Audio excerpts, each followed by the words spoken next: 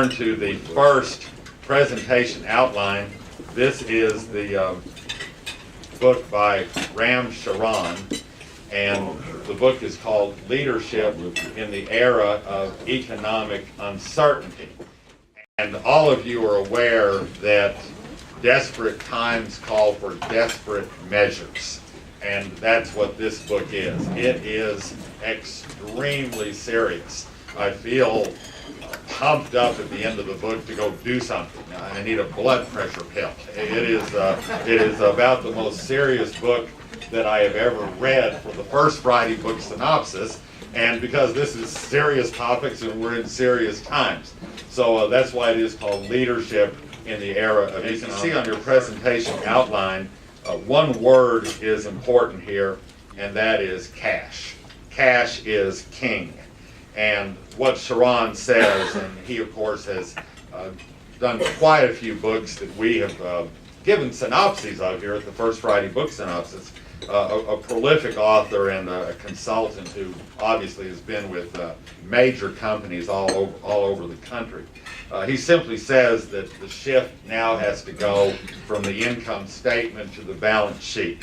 Before the crisis struck, your company's indicators of success were increasing earnings per share and growing revenues by gaining market share. The most critical metric now is cash.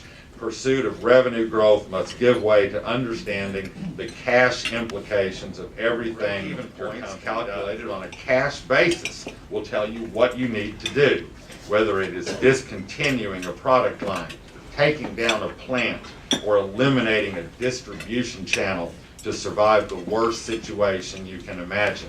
And he is not optimistic. He says here, we have no idea how long this will last. And the message here is focus. Big picture, long-term, strategic level thinking cannot be abandoned. But every leader has to be involved, visible, and in daily communication. Your new guiding principle must be this: hands-on, head in. Here's a story that you'll remember. This is how you fool somebody you read the book. Avoid at all costs moves such as the cruel policy developed by one large Wall Street firm. When two employees returned from lunch in the fall of 2008, one offered his pass card to the scanning machine and was cleared to enter. The other wasn't cleared.